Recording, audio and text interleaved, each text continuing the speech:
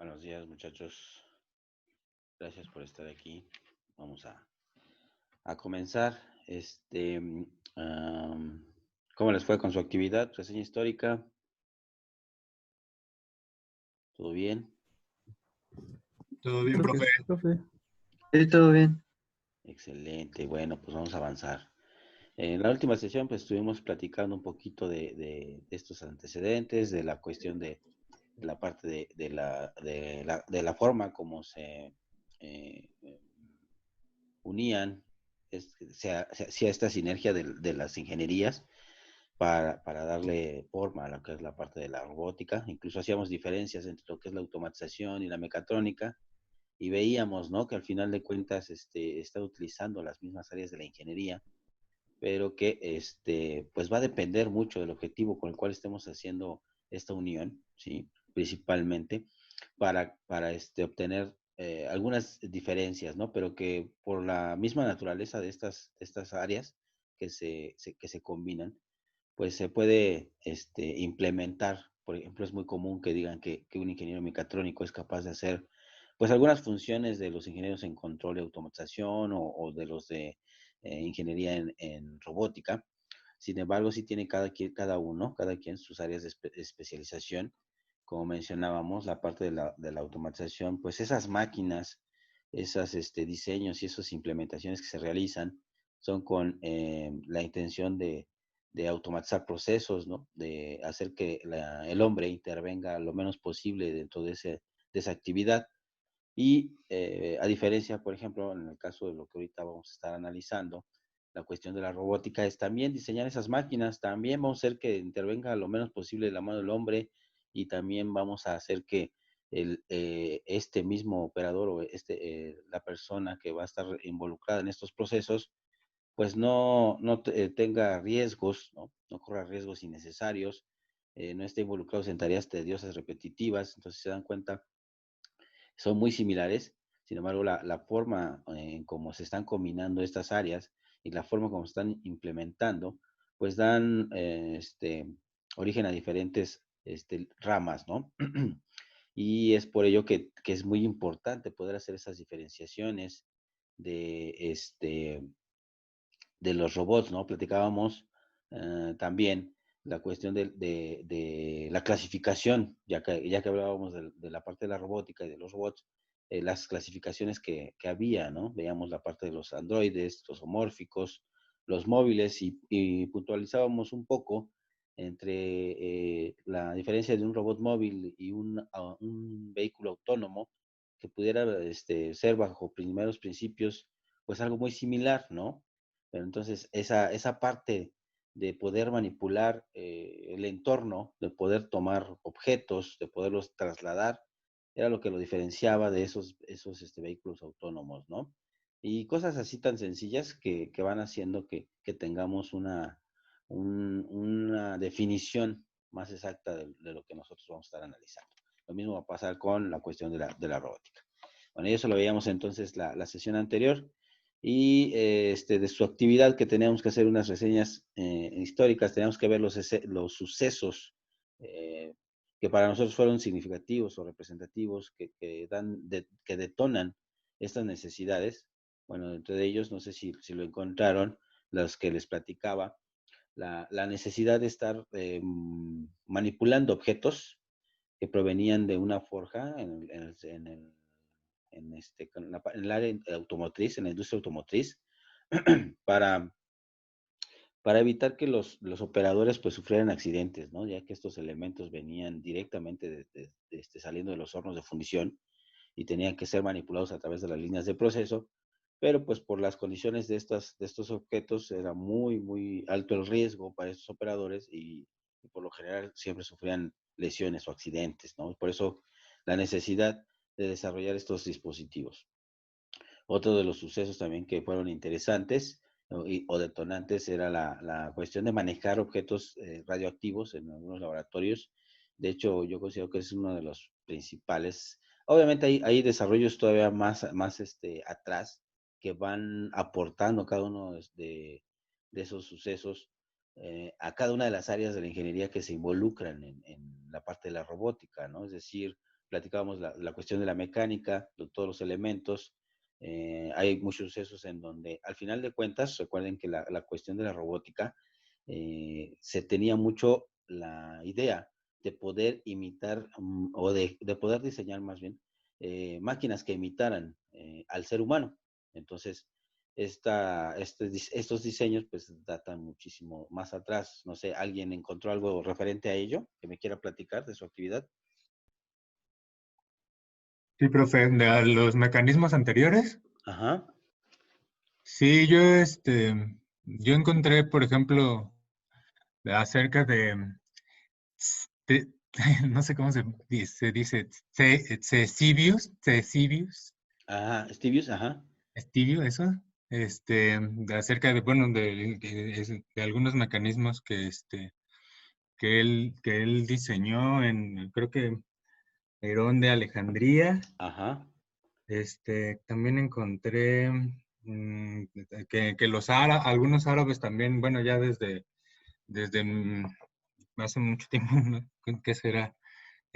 Como antes de Cristo, ya ujú, también hacían mecanismos, bueno, mecanizaban no sé, incluso creo que lo que me acuerdo es que ya lo hacían como todavía era más como, ¿cómo decirlo? Como lúdico, ¿no? Todavía no era como tanto como como claro, empleos pues, no sé, para servicio del hombre, eran más como para hacer obras teatrales, bueno, no sé, como efectos de magia o no sé, de algo así se entretenimiento, me sí, ocurre. sí, sí. Sí, Ajá. como bien El gallo de mencionas, Estramburgo, ajá, sí te escucho. ¿vale? Sí, sí te escucho, perdón. Que también encontré lo del gallo de Estramburgo y creo que nada más me acuerdo de eso. Algo de un león de Da Vinci. El León, claro. Si se dan cuenta, gracias Fernando, se dan cuenta todas estas Sí. referencias, los que hace su compañero, son de muchísimo tiempo atrás, si es la cuestión mecánica, pero ¿por qué son aportaciones? Porque son esas intenciones del ser humano de replicar objetos o seres vivos, perdón, ¿no? No objetos, seres vivos, como lo eran los animales, ¿no? O la cuestión, la necesidad, como dice, de la parte de Alejandría, de los griegos, de los egipcios, de hacer que las estatuas o las representaciones humanas tuvieran movimiento, ¿no? Y esos movimientos pues era a través de medios mecánicos, ¿no? Eslabonamientos o cuestiones de algunas otras formas de darle movimiento a estos dispositivos. Y como lo menciona su compañero, también era la forma de tener un entretenimiento, pero también eran usados, por ejemplo, con los egipcios, la forma pues tratar de influir sobre el pueblo con cuestiones místicas, ¿no? La parte de sus dioses y la parte de tener controlado pues, al pueblo de cierta forma, ¿no? Sigue siendo algunas hasta cierto punto igual, pero pues van cambiando esas técnicas, van cambiando las formas. Sin embargo, se va a ese uso de esa cuestión de la mística, ¿no? De la magia, como menciona su compañero. Y efectivamente hay muchas aportaciones, como les decía, desde el punto de vista de la rama principal, efectivamente desde diseñar estas máquinas que pudieran imitar al ser humano, al hombre o a algunos animales, tanto como la por parte individual de cada uno de los componentes de la cuestión, por ejemplo, de programas, de la programación, de la del control y no tanto la cuestión de la eléctrica electrónica, porque pues bueno, se va a desarrollar muchísimo después. Sin embargo, no era necesario tener esas cuestiones todavía, ya que pues la programación que se utilizaba no era como la conocemos actualmente, ¿no? Sino que esa programación, esos movimientos, esas actividades que iba a realizar, pues se llevaban a cabo por medios mecánicos, ¿no? Al igual que el control, que lo recordábamos, la cuestión del control, que la intención es mantener dentro de un rango de operación una variable determinada, se hacía mediante también cuestiones mecánicas, ¿no? Que ahorita vamos a platicar un poquito de cada uno de ellos. Bueno, gracias. ¿Alguien más nos quiere compartir de las investigaciones que encontraron? Por ejemplo, en esta cuestión de los desarrollos de los programas, ¿no? Como se tenía la programación antiguamente, con la carencia de la parte de la electrónica y las computadoras y microprocesadores, ¿cómo se realizaba? ¿Alguien encontró algo? Pues que yo recuerde, todos esos, entre comillas, programaciones o movimientos se hacían mediante elementos mecánicos, como levas, pequeñas transmisiones de banda o de, bueno, sí, de cadenas o algo así. Claro, sí, gracias Jorge. Sí, efectivamente, como les comento, pues no, la programación no era como actualmente la conocemos, donde pues nos metemos a una computadora, abrimos un programa y empezamos a hacer una secuencia de instrucciones para un lenguaje en programación de semiconductores y demás. No era así, era todo completamente mecánico. Sin embargo, toda esta forma de arreglos, de uniones de engranes, bandas, transmisiones y demás, y la capacidad de poderlas intercambiar o modificar esa unión, pues nos daba origen a cambiar esas actividades, ¿no? Y al final de cuentas, al cambiar esas actividades que realizaban esos objetos, pues estábamos modificando una programación, ¿no? Un comportamiento secuencial para poder definir una nueva tarea. Entonces vemos que todos estos elementos que se van a integrar a la parte de la robótica o que se ocupan en la robótica, pues van evolucionando desde mucho tiempo atrás hasta lo que nosotros conocemos actualmente. Bueno, les voy a compartir una presentación para platicar un poquito sobre los sucesos que a mi parecer son, bueno, son muchísimos, ¿no? No terminaríamos, pero creo que de los más significativos les puedo enlistar aquí algunos rápidamente para ver cómo va tomando forma esta cuestión de lo que es la robótica y tener definiciones claras de lo que son los robots, ¿no? Entonces ahorita platicaremos un poquito de la historia y a ver si nos da este tiempo de llegar a la cuestión de los componentes, pero dentro de esta unidad, pues veremos también la cuestión de las configuraciones. Les decía, una vez que identifiquemos estos tipos, estos componentes o elementos principales dentro de los manipuladores robóticos, porque reitero, hago énfasis en que aunque existen muchos tipos, los homórficos y demás, como veremos que en un principio en la historia la intención era seguir desarrollando los androides, pues nosotros ahorita nos vamos a enfocar, al final de cuentas, al estudio de los manipuladores robóticos desde el punto de vista industrial, ¿no?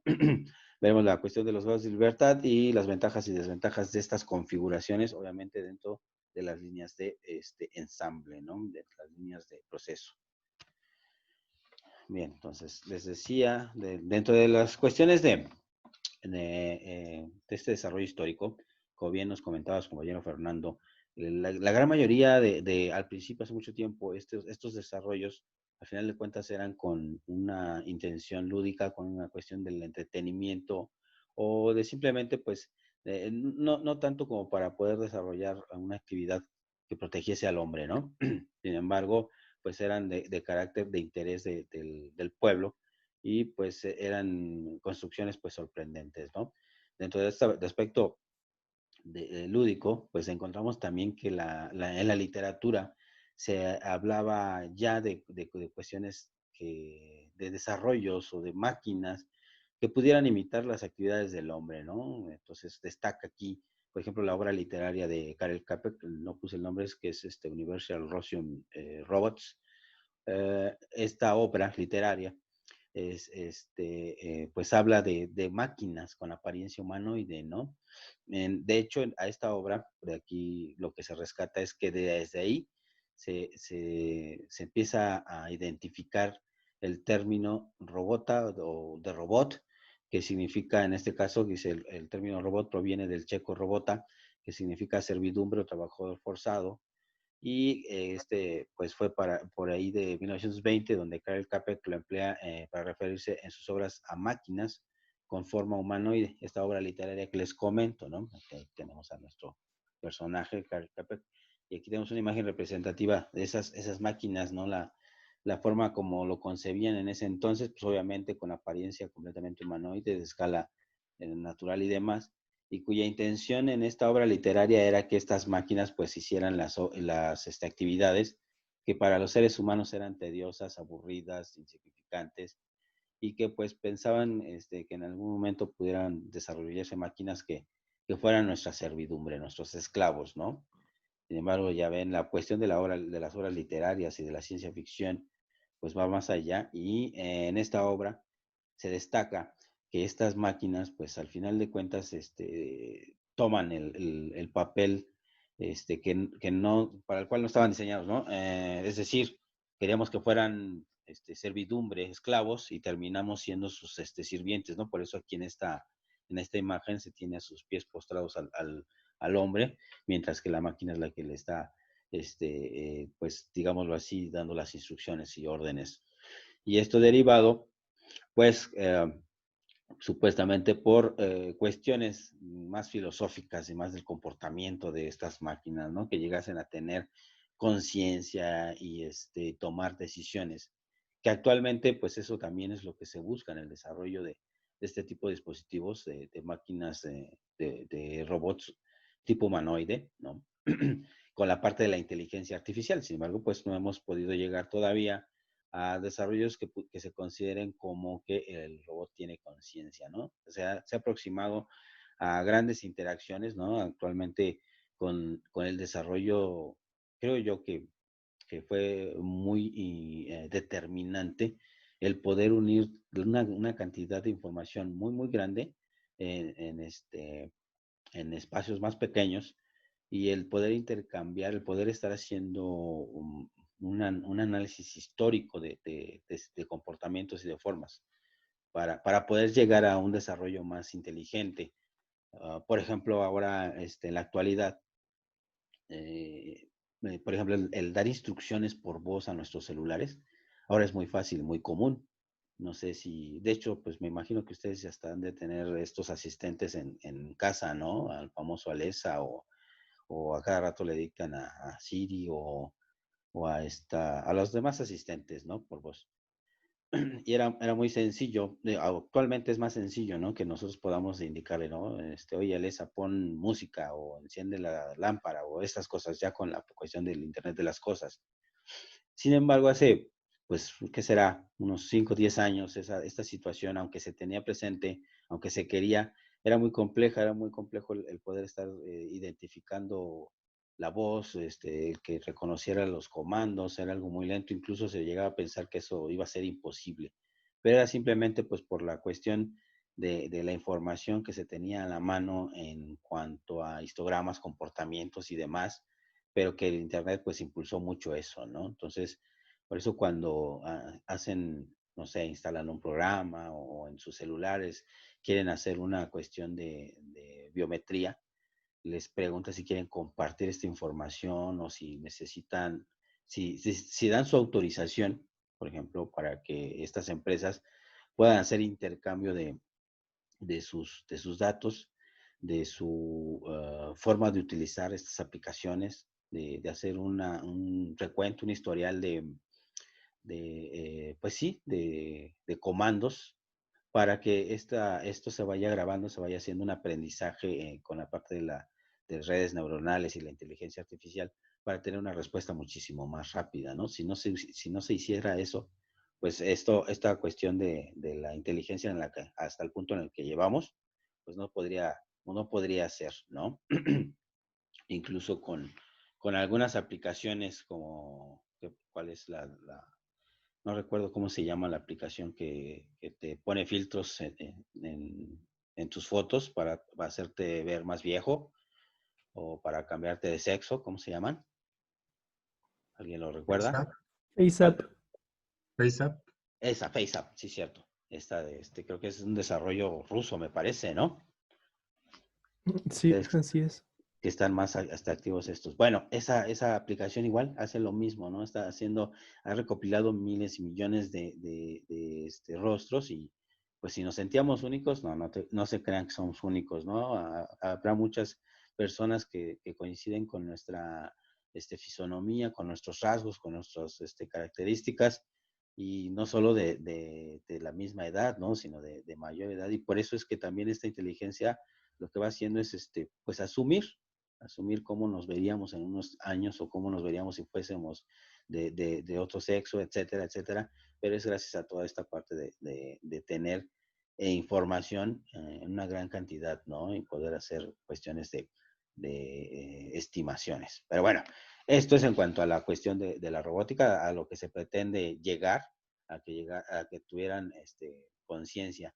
Sin embargo, esa misma conciencia en esta obra literaria, 1920, pues dice que toman, se rebelan, ¿no? Toman el control de la humanidad y en lugar de que tuviéramos máquinas que nos pudieran servir para todo esto, nuestras actividades, terminamos sirviéndolos a ellos, ¿no? Y terminan tomando el control en esta obra literaria, algo así bien apocalíptico y catastrófico.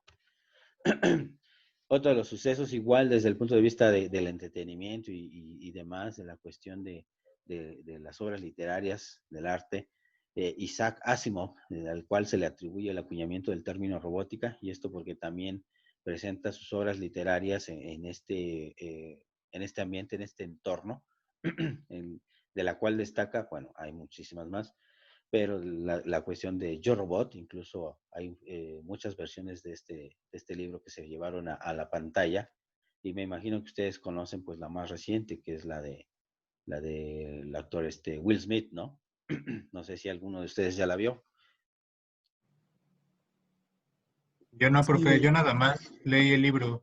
¿Leíste el libro? Yo leí el Sí. libro y también vi la película. ¿Y qué yo vi tal? la, Nada vi la más la película, película. profe. Y está buena, ¿eh? ¿Está mejor el libro o está mejor la película? Supongo que el libro. Yo no he Yo visto la película, no puedo decir. Ok. Me cae gordo Will Smith.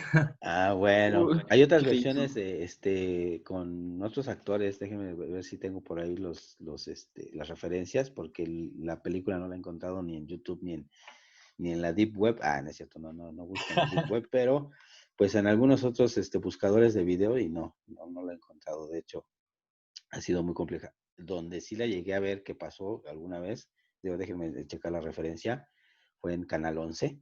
Incluso también llegué a ver fragmentos de esta obra literaria que llevaron al cine, la de Karel Capek, la de Universal Rosyums. No sé si se llama exactamente igual que en la película, pero la obra literaria, y sí aparecen algunos, ¿cómo se llaman? Algunas imágenes que se describían en ese entonces, como las imágenes que tenemos aquí. Muy interesante. Bueno, pero volviendo al punto. En esta obra, lo que destaca aquí, además de otras cosas, pues es la cuestión de recuperar esa cuestión de la inteligencia, esa cuestión de la conciencia de los robots, en la que tienen que ser apoyo para los seres humanos, pero a diferencia de la obra de Karel, en donde se revelan, aquí eso lo previene Isaac Asimov planteando lo que son las leyes de la robótica, ¿no? Que estas leyes, las tres leyes, pues lo que especifican es que estos robots, pues van a venir programados, van a venir diseñados con estos lineamientos, con estos principios, pues para evitar lo que pasó en la otra obra, en donde se rebelan, donde toman el control de la humanidad, ¿no? En este caso, en su obra, dice que los robots eran máquinas bien diseñadas con un elevado grado de confiabilidad, y ese grado de confiabilidad, pues precisamente era por estas leyes, ¿no? Donde estas leyes a la letra podemos ver, dice que estos dispositivos se rigen en tres principios que fueron denominados como las tres leyes de la robótica. La primera nos menciona que un robot no puede actuar contra un ser humano o, mediante la inacción, permitir que un ser humano sufra daños, ¿no? Entonces ahí veíamos esas máquinas humanoides pues tratando de protegerlos, o si no podían quedarse sin hacer nada en el caso que estuviera en riesgo o en peligro la integridad física de un ser humano, ¿no? Serán una de los lineamientos de los principios de los cuales se regían estas máquinas. La segunda ley nos menciona: un robot debe de obedecer las órdenes dadas por los seres humanos, salvo que estén en conflicto con la primera ley, es decir, que esta orden de los seres humanos pues indique lastimar o agredir a otro ser humano o dejar de hacer alguna actividad como para que este ser humano sufra daños, ¿no? O dejarlo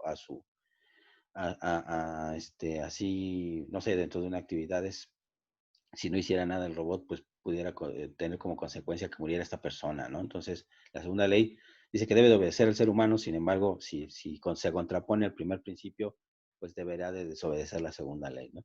Y finalmente, la tercera, un robot debe de proteger su propia existencia, a no ser que esté en conflicto con las dos primeras leyes, ¿no? Y estas dos primeras, bueno, debe de obedecerlo, debe de proteger la integridad, pero si una de esas también pone en riesgo su integridad, pues no debería de estar cumpliendo esas órdenes. Y no es de que, híjole, este, como dice aquí, salvo que esté en conflicto con las dos primeras leyes, no quiere decir que por el hecho de que tenga que proteger su propia integridad, pues diga, "Ay, no, yo no voy a salvar a esta persona, ¿no?" Bueno, y hablando desde el punto de vista muy de ciencia ficción, muy ya avanzados, pero ¿por qué les menciono estas leyes? Porque será capaz que podamos integrar, será posible que podamos integrar estas tres leyes en la cuestión del diseño de los robots industriales, los robots que utilizamos para líneas de proceso, para la cuestión de integración de nuevas máquinas y demás. ¿Será importante poderlas considerar o estarán consideradas? ¿Ustedes qué creen? Yo creo que sí, ¿no, profe? Porque a final de cuentas, pues es una como pieza mecánica que, pues, si no, uno no tiene una cierta precaución, pudiera ser, por así que causar daños graves a una persona. Entonces, pues yo me imagino que sí, sí no a lo mejor al grado de que como aparece ahí de ciencia ficción, pero yo me imagino que sí, sí están, sí, yo creo que sí están, contempladas. Incluso yo creo que, que como a lo mejor parece de broma, pero como que sí están escritas en la literatura, pero que a lo mejor sí tuvieron como cierta importancia a la hora del desarrollo de los robots que ahorita, que no a lo mejor son como en las películas, pero que sí pues tienen su grado pues, de robot, ¿no? En los procesos industriales. Claro, como mencionan, algo muy interesante en la diapositiva anterior, decía un determinado grado de confiabilidad, un concepto que se sigue utilizando para la cuestión de los robots industriales, la confiabilidad de los sistemas flexibles, es qué tan susceptibles son de fallas o de que pueda en su programación dejar de realizar esas actividades. Y sí, efectivamente, como mencionas, compañero Fernando, estas leyes dentro de estos sistemas, de estas máquinas, de lo que veíamos de la configuración de estos brazos articulados en líneas de ensamble de proceso, pues sí cumplen con estas tres leyes de la robótica, no a la letra, no textualmente, no decir, bueno, voy a, que tenga conciencia, vamos a llamarlo así, esta máquina, como para poder de discernir entre si estoy transgrediendo la ley C, la ley 1, la ley 2, la ley 3, ¿no? Y poder tomar esa conciencia, sino que cuando nosotros estamos diseñando estas máquinas, cuando las estamos integrando a los sistemas de producción, pues se contemplan estas características. Por ejemplo, en la primera ley, que dice un robot no puede actuar contra un ser humano mediante la inacción, permitir que un ser humano sufra daños. Esto va relacionado mucho con la cuestión de su área de trabajo del robot, ¿no? El robot va a estar laborando, va a estar, imagínense, ensamblando, no sé, partes de un vehículo dentro de una línea de proceso, y pues obviamente tiene que estar girando, tomando piezas, insertando, moviéndose de un punto a otro dentro de sus límites de movimiento, pero esa área de trabajo por lo general viene delimitada, ¿no? Le llaman las jaulas de trabajo. Pero pues los operadores que están ahí al pendiente, los pocos ya que quedan, los que se necesiten, pues hay veces que la cuestión de las mismas características, la misma naturaleza de nosotros los seres humanos, pues decimos, no pasa nada, ¿no? Somos más hábiles y demás, y nos metemos a esas áreas restringidas, al espacio de trabajo del robot. Por alguna situación, entonces, estos implementaciones pues deben de contar con esos sensores para poder detectar la presencia de esos seres humanos, de los operadores, y evitar que mediante algún movimiento pues pueda sufrir lesiones, ¿no? Porque imagínense un golpe de una cosita de esas, pues sí los lastima bastante, ¿no? Son muy, pues muy robustos, ¿no? Y generan inercias enormes, ¿no? Cuando ahora que lo estén checando en la dinámica de robots, ¿no? Porque ahorita en la cuestión de la cinemática veremos solo los movimientos y a lo mejor determinaremos velocidades a las que se pueden llegar a mover, pero ya hacer el análisis de las fuerzas que producen esos movimientos, nos vamos a dar cuenta que tienen mucha inercia, un gran torque bárbaro, y todo eso, poderlo detener en un instante, y si, imagínense, si se atraviesa un operador, un giro de un manipulador, eso sí, sí, sí te fractura, ¿no? De mínimo, un brazo. Entonces, puede causarle daño el que entren a esos espacios de trabajo. Entonces, la cuestión de la programación que se tiene que hacer, del aditamento de sensores, del entorno en el que está trabajando, sensores exteroceptivos, como se conocen, o sensores externos, van a indicarle al robot cuándo, en qué momento dejar de hacer la actividad que estaba programado por la presencia de un operador, ¿no? O viceversa, ¿no? Donde dice que mediante la inacción sufra daños, ¿no? O sufra algún daño el operador. ¿Por qué? Porque tienen protocolos de emergencia. En el caso, digámoslo, si un robot estuviera trabajando con el ensamble de algunas piezas y por ahí se atraviesa un operador y lo detecta y que está entre, digamos, la pieza que iba a ensamblar y la que iba a recibir esa pieza, pues tendría que surgir un protocolo de evasión del obstáculo, en este caso del operador, o vamos, quitar esa pieza de ahí, porque si sigue con el trabajo, lo sigue haciendo, pues va a hacer que sufra daños, ¿no? Entonces, esa es una cuestión de programar el protocolo de atención a emergencias de este tipo. Entonces, en la primera ley sí viene contemplada cuando estamos hablando de la integración de líneas de proceso. La segunda dice, un robot debe de obedecer las órdenes dadas por los seres humanos, salvo que estén en conflicto con las primeras leyes. Aquí es igual, debe de obedecerlo, pues simplemente están diseñados y configurados para que obedezcan estas instrucciones que vienen desde PLCs o desde centros remotos de trabajo, en donde les tenemos que decir cuántos ensambles tiene que ser por minuto, o no sé, la cuestión de la soldadura por puntos, en fin, una actividad que tengan que realizar. Pero esta instrucción, este requerimiento que les van a estar solicitando todos estos elementos periféricos, la programación de los PLCs, pues se va a dejar de hacer en el momento en el que estos sensores del entorno pues detectan esta presencia del operador, ¿no? Es por eso que en cuanto un operador traspasa estos límites del espacio del área de trabajo, se disparan las alertas dentro del programa, y obviamente lo que se hace es se detiene esa secuencia de programación, ¿no? O incluso, por ejemplo, dentro de los sensores internos del mismo robot, del manipulador, existen sensores de impacto. Esos también son empleados, esos sensores de impacto, para poder pues, detectar la colisión con otro objeto. Y se podría considerar que con eso también pueden detectar o hay un objeto que no estaba previsto dentro o no está planificado dentro del área de trabajo, de la actividad, o que pues probablemente sea un operador que por ahí se metió al a su espacio y está interfiriendo con su actividad, ¿no?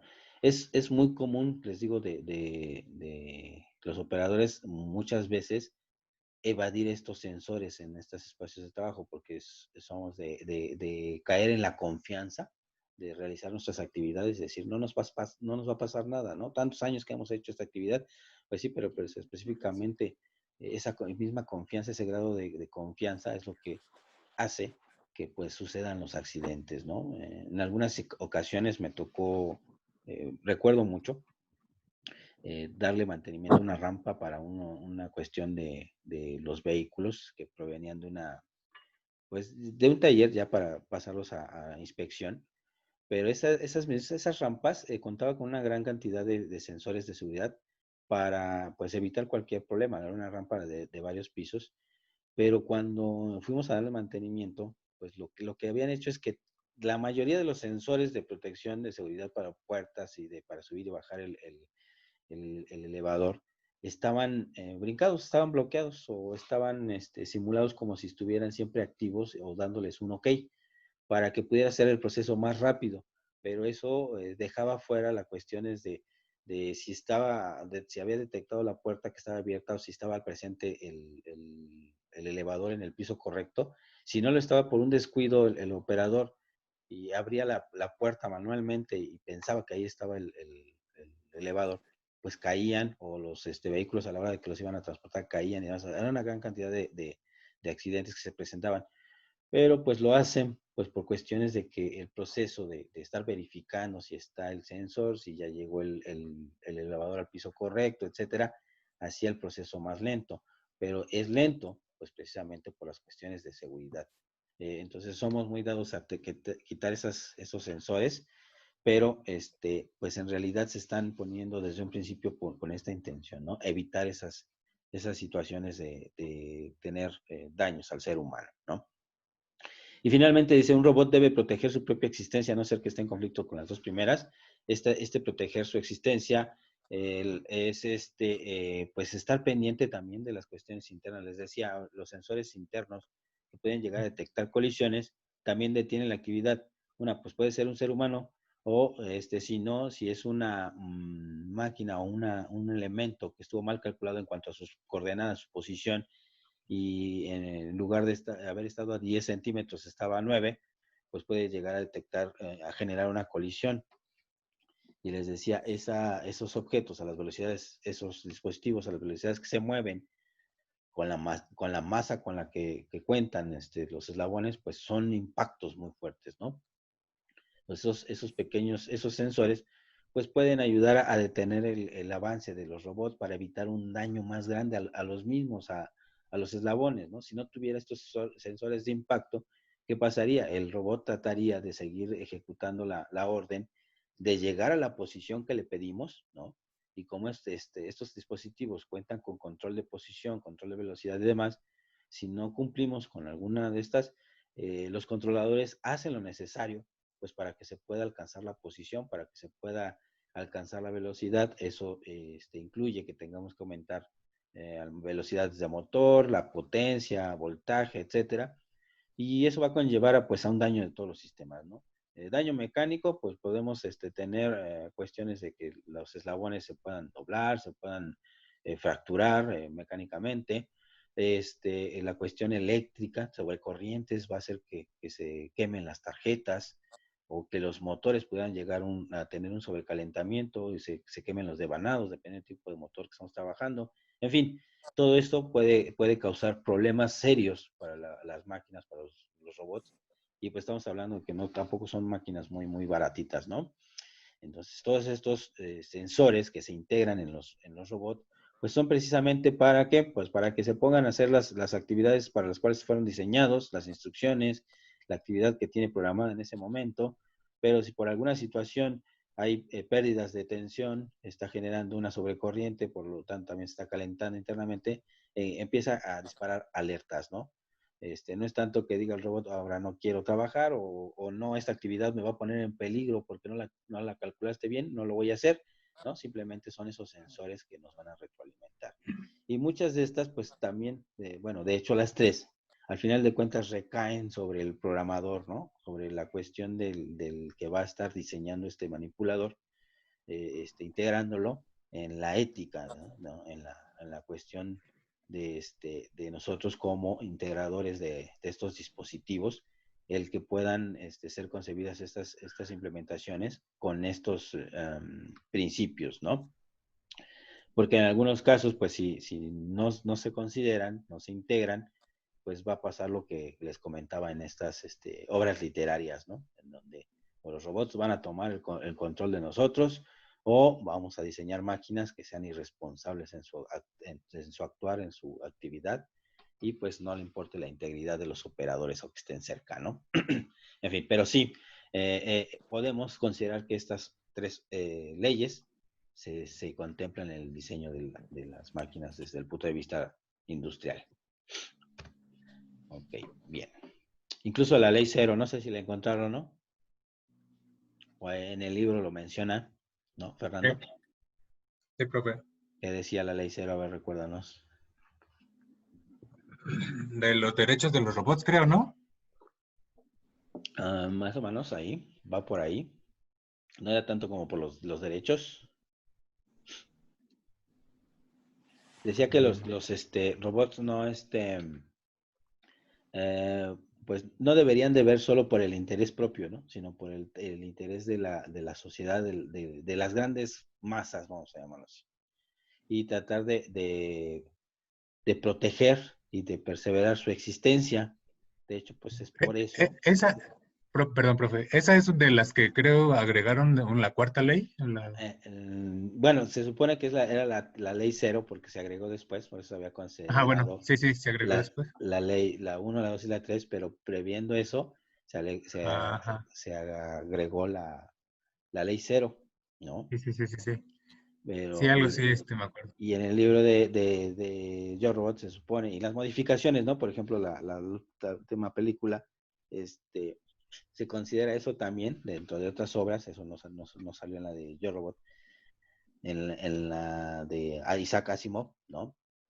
Pues se van agregando en otras y pues también se tiene esa versión, ¿no? De poder hacer que la humanidad no, pues no nos destruyéramos nosotros mismos, ¿no? Según los robots llegan a dar a detectar esa situación, que nosotros mismos somos los propios que nos estamos destruyendo y antes de que nos destruyamos, pues prefieren, pues, tomar el control de nosotros para que no pase eso, ¿no? Es esa cuestión de que se van desarrollando estas obras literarias. En fin, pero algo fascinante, ¿no? Bien, entonces retomando esta cuestión, también Oye, dentro profe, de... Sí, perdón.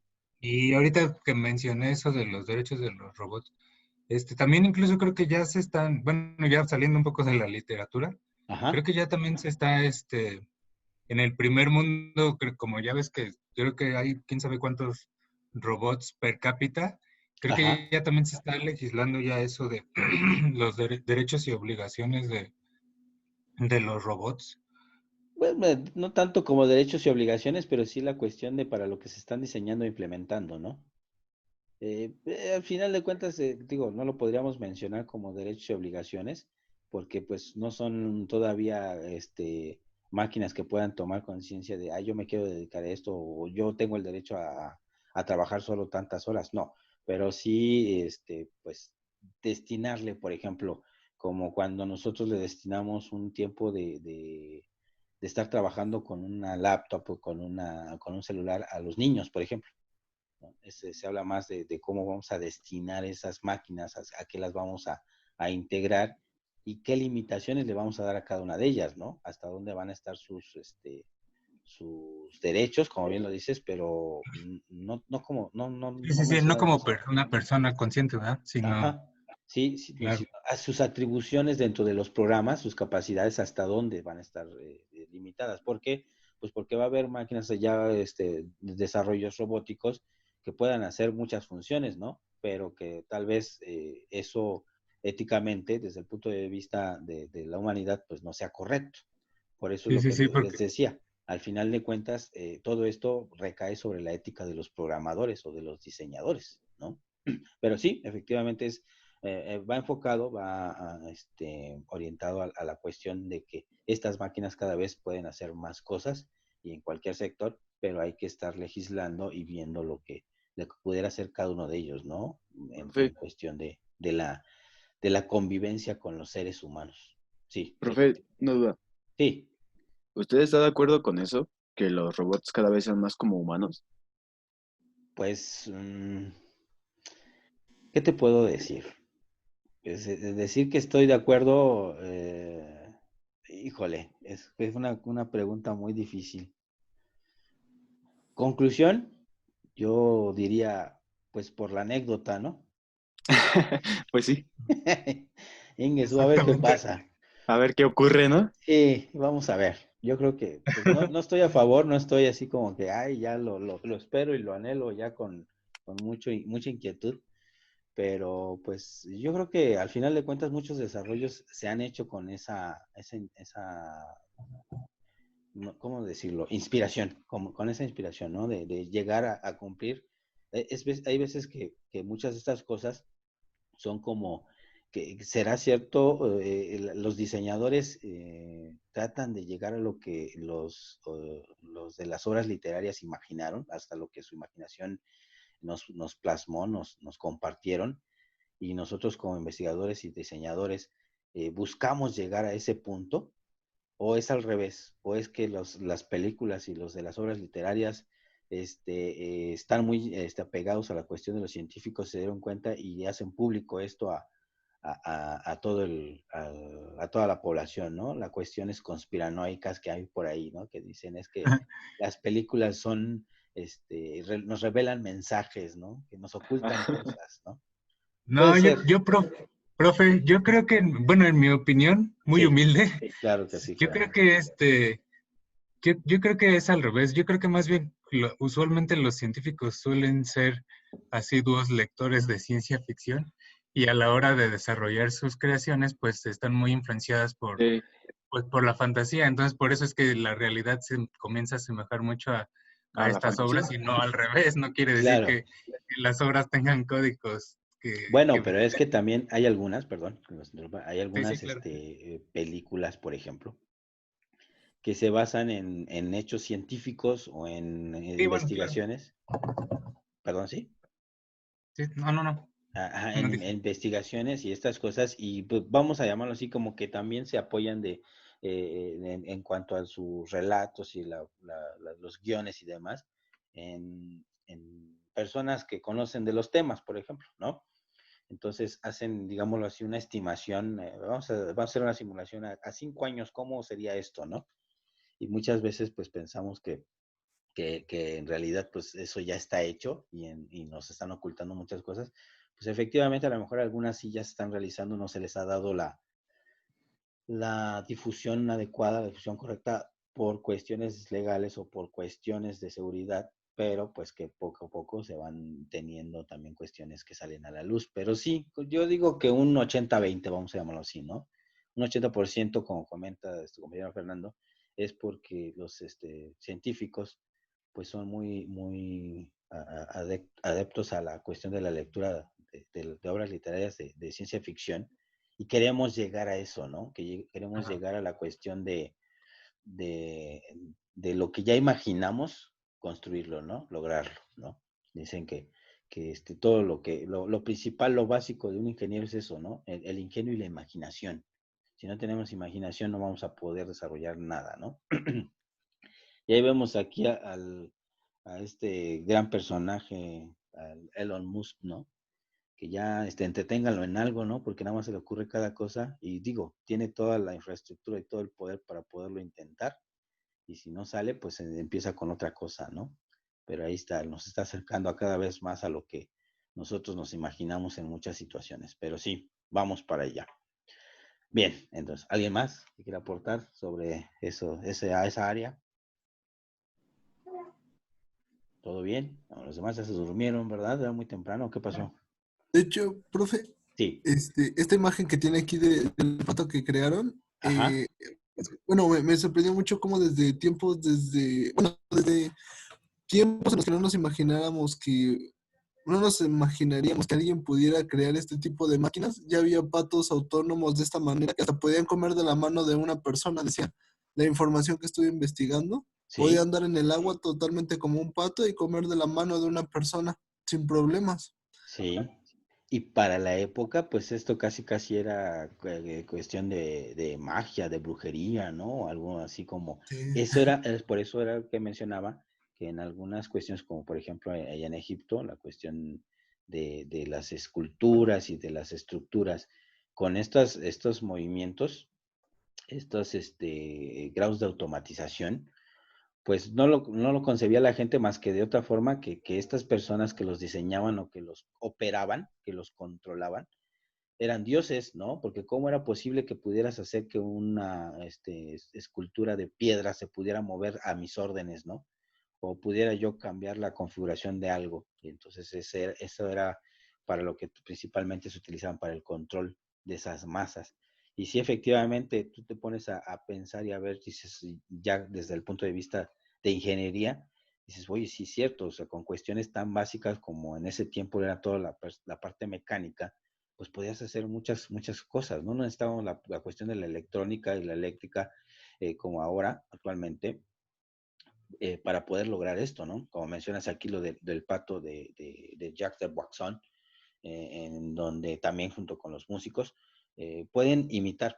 Básicamente aquí la cuestión del pato es que emulaban el comportamiento de un ser vivo, ¿no? En este caso del pato, y que como bien mencionas, pues hacía actividades idénticas, ¿no? Que podía caminar, incluso graznaba, ¿no? Podía desarrollar ese efecto de graznar, el de comer, deglutir el alimento, incluso simulaba el proceso de defecarlo, ¿no? Sí, toda la Aunque, digestión sí, perdón. completa. No, sí, hacía el proceso de la digestión completa, era lo que me sorprendió, cómo es posible que lograran eso desde una máquina pues tan Tan, compleja, ¿no? Para esa época. ajá.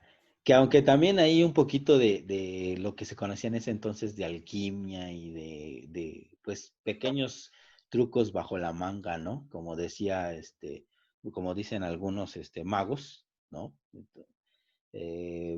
Por ejemplo, los efectos del famosísimo Houdini, el escapista. No sé si de repente, bueno, ¿no? De repente me toca ver o me gusta ver documentales de este tipo, porque revelan algunas cuestiones de secretos y cuestiones más donde la mayoría se basan en cuestiones de ingeniería, ¿eh? Sin duda.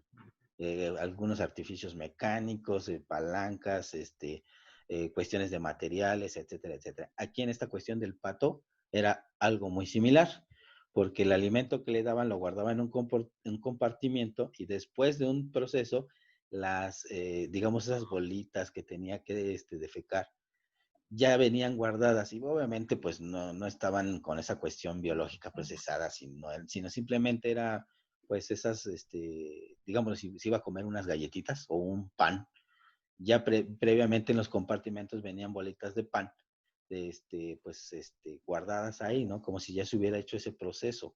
Entonces era también un poquito de espectáculo, no crean que era también tan, con ese desarrollo tecnológico, ¿no? Era un poquito de show y un poquito de ingeniería, y entre los dos ya salen los super espectáculos de Michael Jackson, ¿no? Que sale volando y que se convertía en robot y demás, pero era entre trucos y entre la cuestión de la ingeniería. Esto pasaba con este pato, ¿no? Hay un documental en donde describe exactamente bien el procedimiento, el proceso de funcionamiento, y menciona, obviamente eso no se mencionaba en muchas obras, en muchos reportes, pero pues este pato contaba con doble compartimento, uno donde guardaba la comida que se le daba y otro en donde ya venía, digámoslo así, esta pues comida digerida, ¿no? Algo así como las muñecas ¿cómo se llaman estas? Híjole, se me fue el nombre, ahorita lo tenía en la punta de la lengua. Que simulan igual que comen, ¿no? Por ejemplo, la que se toma su mamila. Bien, ahí por curiosidad, ¿ha visto cómo es que se toma la mamila, la muñeca? La Little Mom. Sí. Anda, la Little Mom, Sí. que van al baño y demás cosas, ¿no? Ah, Etcétera. sí. Pues es ingeniería nada más, ¿no? Ahí el doble revestimiento de las mamilas, ¿no? No sé si lo han visto, Sí, sí, sí. para Que ver, parece que Sí, se está parece que perdiendo. se lo toma, pero pues no. en realidad solo estamos ahí haciendo un juego en cuanto a los volúmenes, ¿no? Y de dónde está pasando un líquido a otro para simular que tiene. Es algo muy parecido. Al final de cuentas dices, es muy ingenioso, son cuestiones de ingeniería, pero nos hacen creer que están llevando a cabo un proceso biológico de forma natural y no lo era así. Eso pasaba aquí con este pato. Bueno, vamos a continuar con eso. Dice, en los siglos XVII y XVIII se crearon varios dispositivos mecánicos. Destaco aquí lo que era el de Jack de Waxon con los músicos y este pato, porque de aquí, este era el grado de imitación que podemos tener con las máquinas tan elevado, como bien lo menciona su compañero. Era sorprendente esa forma, todo lo que podía hacer, emular ese comportamiento de este ser vivo, ¿no? Al grado de tener una similitud tan elevada que sorprendía. Y la cuestión de los músicos igual, ¿no? Cómo podía tocar obras musicales, o incluso, por ejemplo, ahorita que vamos a ver, el que dibujaba, ¿no? Y todo esto lo hacía desde un punto de vista o un aspecto donde tenía puros elementos mecánicos. Entonces decíamos, ¿cómo es que podía hacer todas esas actividades? Se programaba secuencias para, pues, caminar, por ejemplo, el pato, o nadar, acercarse a una persona y comer, pues todo eso ya estaba, vamos así, estudiado, practicado para poder hacer esa presentación. Pero pues son secuencias programadas y esas se podían reconfigurar pues gracias a la cuestión de la reprogramación, aunque era todo completamente mecánico, reprogramación por medio de los elementos que se integraban, como bien lo comentaron hace rato, la cuestión de levas, la cuestión de bandas, de palancas y demás, era lo que generaba esos cambios, ¿no? En 1805, Henry Miller construyó una muñeca mecánica capaz de hacer dibujos, muñeca en el sentido del brazo, el antebrazo, la muñeca, ¿no? Una serie de levas actuaba como el programa para el proceso. Aquí lo que vemos en la imagen a la izquierda, pues es una foto de este arreglo que estaba en la parte de atrás, en la espalda, vamos a llamarlo así, de este muñeco. Y lo que cambiaba, lo que hacía estas levas iban empujando las barras, entraban o desactivaban algunos engranes para que el movimiento de esta muñeca generara diferentes dibujos, ¿no? Creo que tenía el programa, hacía 4 o 5 dibujos, que era el de una rosa, el de un rostro de una mujer, me parece que hacía un león, cosas así.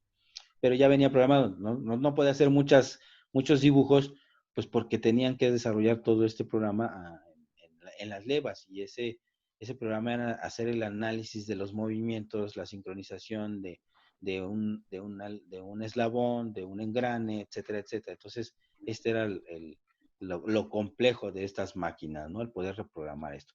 Y se dan cuenta, pues, no necesitaba nada de la electrónica y de los sistemas computacionales como actualmente lo conocemos, ¿no? Todo lo hacían aún la cuestión mecánica, igual que las grandes estatuas que se movían en la antigüedad con los griegos, con los egipcios, que tenían que hacer este estudio con levas y con engranes y demás. O bueno, en la antigüedad no se usaba tanto el engrane, se utilizaban lo que eran las poleas y las bandas para hacer estos movimientos, ¿no? Hacer esa reprogramación. De hecho, bueno, ahorita el comentario que les quiero hacer.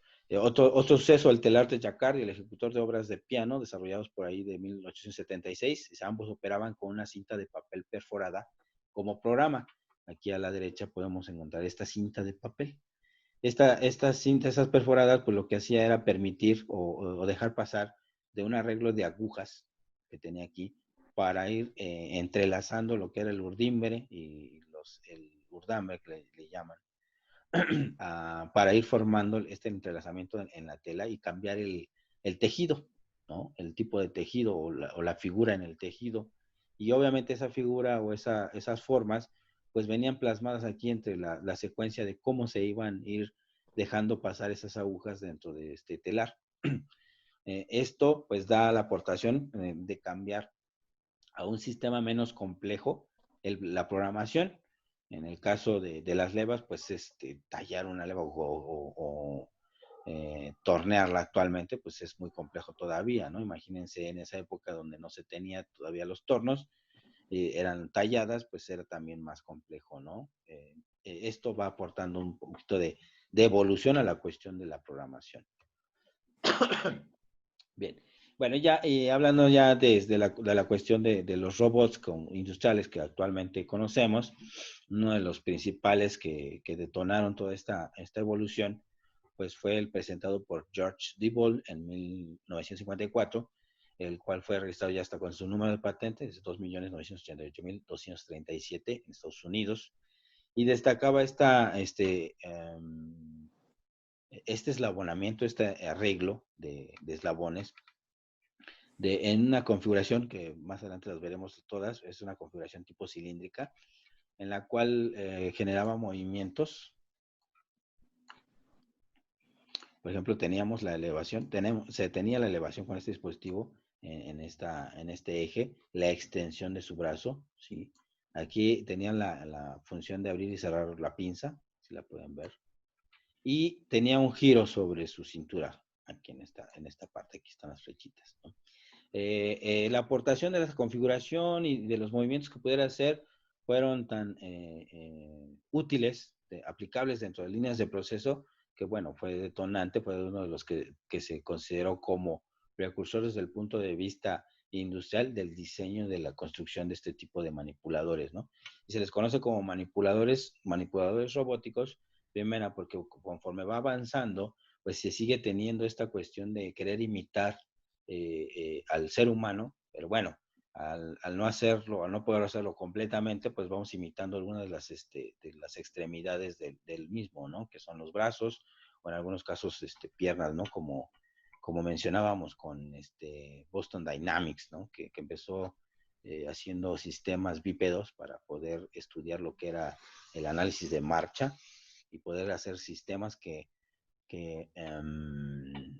emularan ese comportamiento, ¿no? Por ejemplo, el análisis de marcha, la marcha humana, es muy compleja, ¿no? Podríamos decir que para nosotros es muy sencillo, es muy fácil hacerlo, pero bueno, pues imagínense, los niños pequeñitos les toma mucho tiempo poder llegar a desarrollar esas capacidades, habilidades para poder caminar, ¿sí? Bipedestarse. Entonces, imagínense diseñar las máquinas que lo puedan hacer de forma idéntica, ¿no? Emular ese proceso es muy complejo y de ahí se deriva lo que se conoce como el análisis de marcha.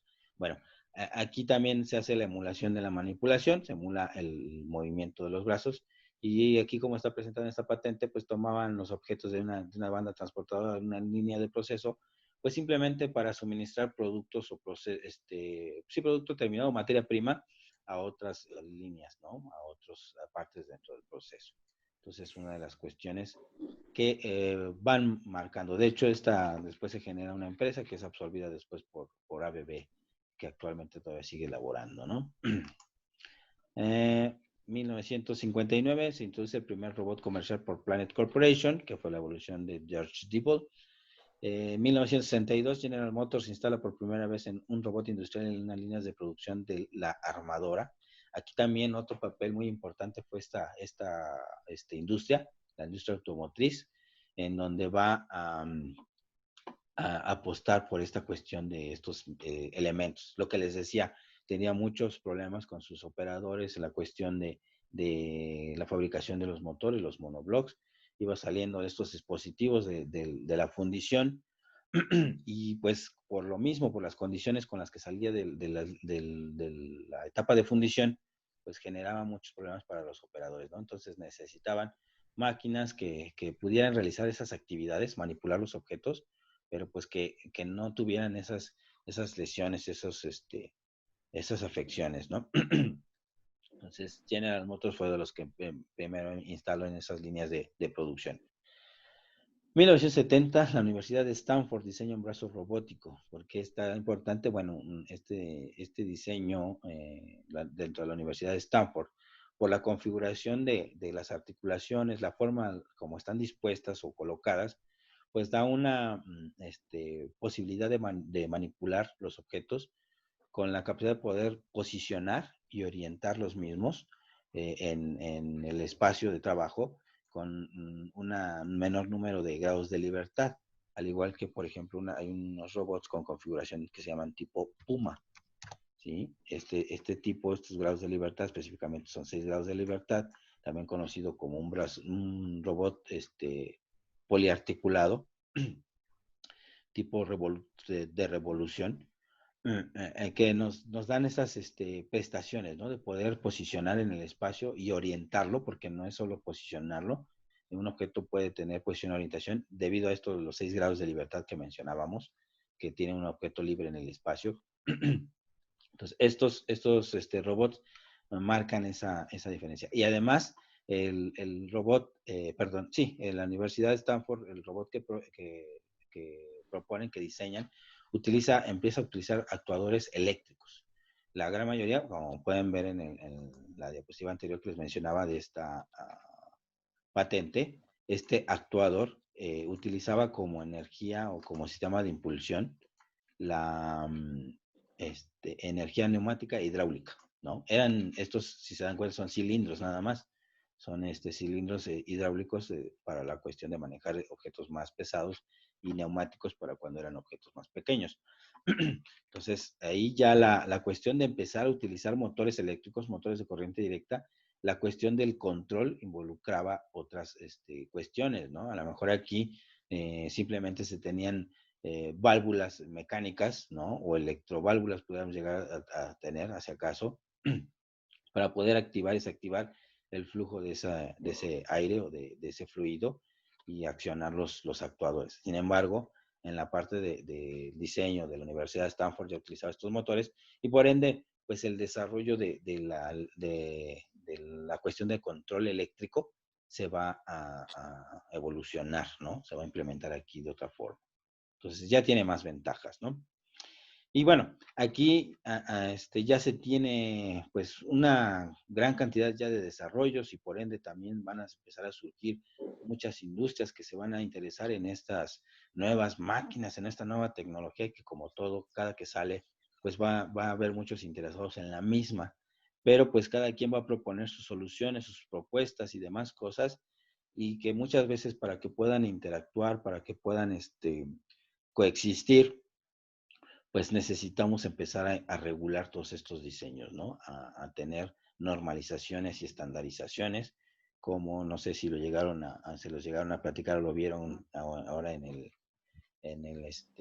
el cuatri anterior, lo que era el modelo OSI, no se llegaron a escucharlo, para la cuestión de los sistemas SCADA y todas las comunicaciones industriales. No, No, profe, ¿No? ¿No les platicaron? no. Híjole, bueno, más o es uno de menos. los, más o menos. Ujú. A ver, platícanos un poquito qué es ese modelo así. Bueno, es como una base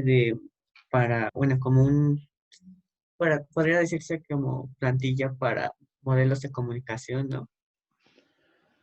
Sí, bueno, sí, sí, efectivamente. Sí, una plantilla, podríamos decirlo.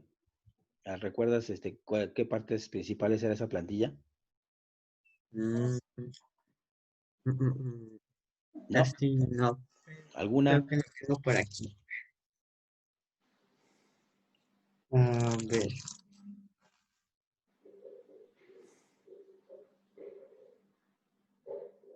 No, no se preocupen si no la tienen en la mano, ¿no? Luego quería hacer la referencia porque así en este punto, como va evolucionando la cuestión de la automatización, se desarrollan muchos fabricantes que proponen muchos dispositivos y demás, pero curiosamente hubo una época en donde para que pudiera jalar toda tu línea de proceso con una determinado grado de automatización, con PLCs, palpadores, captadores de señal y demás, por lo general tenía que ser del mismo fabricante, incluso de la misma submarca o de la misma familia de productos, porque si tú cambiabas de producto o de submarca, muchas veces toda la comunicación entre los dispositivos no funcionaba. Y era por esta cuestión de no estar estandarizado y no estar limitado. Entonces, por eso se crea la, la, el modelo OSI, que es un modelo que te permite contemplar algunas limitaciones para el diseño de cada uno de ellos y lo secciona en etapas, ¿no? En fin. Al igual que eso, aquí en la parte de la robótica, pues pasa lo mismo. Y también entonces se empieza a tener unas asociaciones para poder estandarizar todo esto, ¿no? Y la que más manda en esta cuestión es la famosa RIA, por sus siglas en inglés, es la Asociación de Industrias Robóticas o la Robotic Industries Association, la famosa RIA, y es establecida en 1975 ella es la que rige muchas cuestiones desde el punto de vista industrial de la parte de la robótica, ¿no? Es algo así como la IEEE para los eléctricos electrónicos o para el ANSI y hay otras normas, otras asociaciones para desde el punto de vista mecánico. Ay, se me fueron. Bueno, a ver si ahorita lo recuerdo, se los menciono.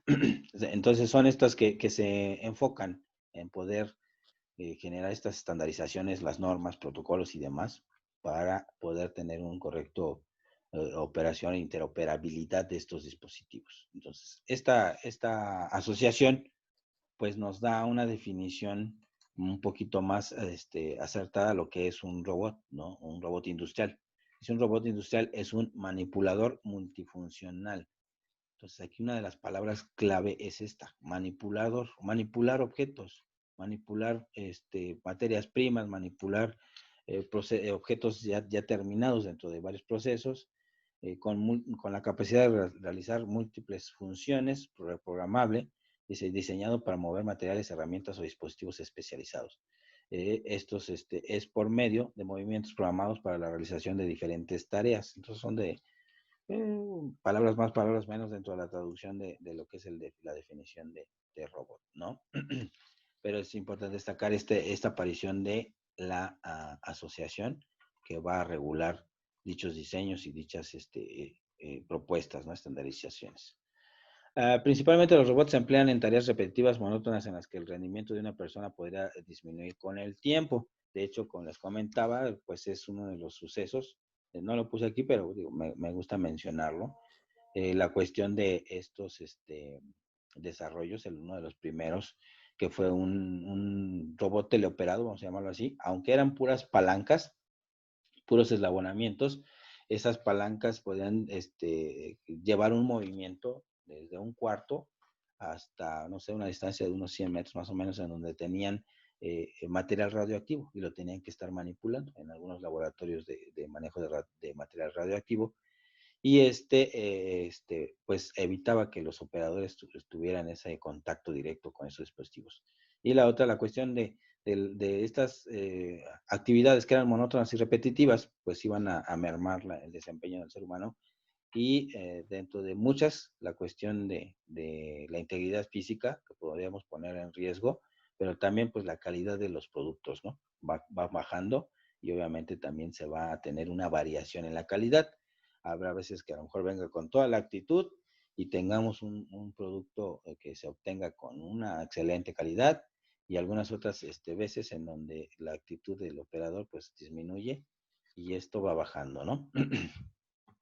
Las tendencias actuales y los trabajos de investigación señalan que los robots tendrán un enorme campo de aplicación en nuestras vidas cotidianas. Y lo estamos viendo, ¿no? Actualmente con la situación que se vive a nivel mundial, podemos ver que también los robots han vuelto a salir a escena. Tenemos ahí los que están ayudando con la atención a pacientes graves con COVID, ¿no? Llevando suministros, medicinas o llevando una cuestión de estadística. Hay los robots que están haciendo la labor de desinfección y limpieza de cuartos de hospital, en fin, una gran cantidad de cosas en donde lo que se pretende es salvaguardar la integridad física de los demás seres humanos que no han sido expuestos a este virus, y pues para evitar la propagación y el contagio, ¿no? ¿Cómo se evita? Dices, de todas formas, el robot se va a ¿cómo se llama? A estar en contacto con el virus, y pues en algún momento va a entrar en contacto con seres humanos, sí, pero pues antes lo podemos someter a procesos más agresivos en cuanto a la desinfección, ¿no? Por ejemplo, a un robot lo podríamos meter dentro de una cámara de rayos ultravioleta o de vaporización para poderlo desinfectar completamente, y a un ser humano no. Le vamos a causar más daño en el proceso de desinfección que el mismo estar en contacto con esos virus. En fin, bueno, vamos viendo que se van a tener muchas aplicaciones, pero desde el punto de vista industrial, hay una clasificación y se tienen algunos porcentajes en donde se van a aplicar estos manipuladores. En la actualidad, la principal aportación de los manipuladores robóticos en la industria, de acuerdo a datos de la ABB, que es una de las empresas aquí en México, que pues lideran la cuestión de implementación de robots en la industria, una marca sueca. Los principales usos industriales de los robots se dan en la siguiente forma. La soldadura por arco eléctrico se tiene un 38% aproximadamente, soldadura por puntos un 22%, manipulación y transporte 15%, tareas menos comunes como puede ser inspección por visión, cuestión de verificación de la calidad, en fin, otras actividades 15%, y aplicación de pintura 10%. Por mencionar algunas de las actividades, ¿no? Conforme van desarrollándose más la tecnología, pues vemos que estos robots se pueden aplicar pues para cuestiones un poquito más complejas, sí, con mayor certeza y efectividad, ¿no? Porque conforme vamos avanzando, bueno, yo la verdad, pues voy a ser honesto, también cuando empezaba con estas cuestiones de estudiar la cuestión de la robótica, yo también imaginaba que los robots eran súper inteligentes, eran súper sofisticados, y que decía yo, wow, ¿cómo pueden hacer todo eso, no? Pero en realidad ya cuando te vas detrás del escenario, empiezas a ver, le ayudó esto otro, le ayudó aquello, ¿no? Una cosa que a mí me sorprendía mucho era cómo era posible que los robots tuvieran tal precisión y tal potencia, vamos a llamarlo así, a la hora de manejar objetos, ¿no? Por ejemplo, cuando nosotros vamos estamos en nuestras materias, queremos diseñar un brazo robótico, y por lo general ese robot siempre o tiembla, o tiene Parkinson, tiene, no sé, va todo ahí mal estructurado, se deflexiona, no le calculamos bien los eslabones, etcétera, etcétera, ¿no? Pero a mí me sorprendía cómo era posible que con el control tan básico, porque no tenían controles tan sofisticados, pudieran tener una precisión en el posicionamiento tan elevado. Y el secreto estaba en que se usaban frenos electromagnéticos, ¿no? Entonces, para evitar que se pasara ese robot en la posición articular, utilizaban eso, ¿no? En fin, y hay una gran cantidad de aditamentos que se le van a poner al robot, pues para ayudarlo a desarrollar sus actividades, ¿no? Hay elementos mecánicos para corregir la posición, que se llaman centros remotos de inserción. Hay dispositivos para poder ayudarle a decirle al robot dónde están los objetos, cómo están moviendo, pero esos aditamentos pues no son tan propios como del procesamiento del robot, ¿no? Van a ser auxiliados por elementos periféricos. Bueno, pero ya lo mencionaremos. Ok, bien. Entonces, hasta aquí ahorita la cuestión de todos estos antecedentes de cómo se va a integrar, cómo vamos a ir entendiendo la cuestión de la robótica. Para la siguiente sesión, ya no nos va a dar tiempo, vamos a ver la cuestión de los componentes que integran estos elementos, ¿no? estos robots, donde vamos a destacar que dentro de las 4 áreas de la ingeniería que estamos mencionando, pues vamos a destacar cómo se integran para desarrollar lo que va a ser la cuestión de la estructura mecánica. La cuestión de las transmisiones es muy importante, el poder transmitir el movimiento, ya sea de la fuente que sea, hidráulica, neumática o eléctrica, pero ese movimiento lo tenemos que trasladar a los eslabones, a las articulaciones. Entonces aquí platicaremos un poquito de estos dispositivos que se utilizan. Obviamente los tipos de actuadores que estamos trabajando son parte importante de los robots, sensores, ya platicábamos ahorita, internos y externos para poder interactuar con su entorno. Elementos terminales, que se refiere más que nada a con qué va a ser su actividad, su ejecutar la actividad. La podemos dividir en dos, que son pinzas y también herramientas. Y de ahí también se derivan muchas clasificaciones y muchas características, ¿no? Y los controladores, que también por lo general se dividen en dos. Controlador primario, que es toda la cuestión de la planificación y generación de trayectorias. Y un controlador secundario, que es aquel que se encarga de cumplir con los requerimientos de esas trayectorias. Por ejemplo, posiciones, velocidades, aceleraciones. Este controlador secundario trata de satisfacer esos valores que nosotros estamos requiriendo, ¿no? En fin, bueno, pero eso lo veremos la siguiente sesión. ¿Hasta aquí algún comentario con lo que hemos platicado, con lo que hemos visto? ¿Alguna duda? No, profe. No. ¿Todo bien? Perfecto. Bueno, esperemos todo siga así. Ya la siguiente sesión vemos los componentes y ya entendiendo cómo se van elaborando la parte de los elementos que lo integran, las configuraciones, pues entonces podremos pasar a lo que es ya el análisis matemático de estos movimientos, ¿vale? Pues por el momento vamos a dejarle aquí y no sé qué hice. Ahí está. Ya la andaba descomponiendo. Bien, entonces, bueno, pues si no hay otra situación, tenemos 36, hay cuatro compañeros dentro de mi lista. Bueno, ya para terminar, ¿qué es? Sí, tengo unos minutitos.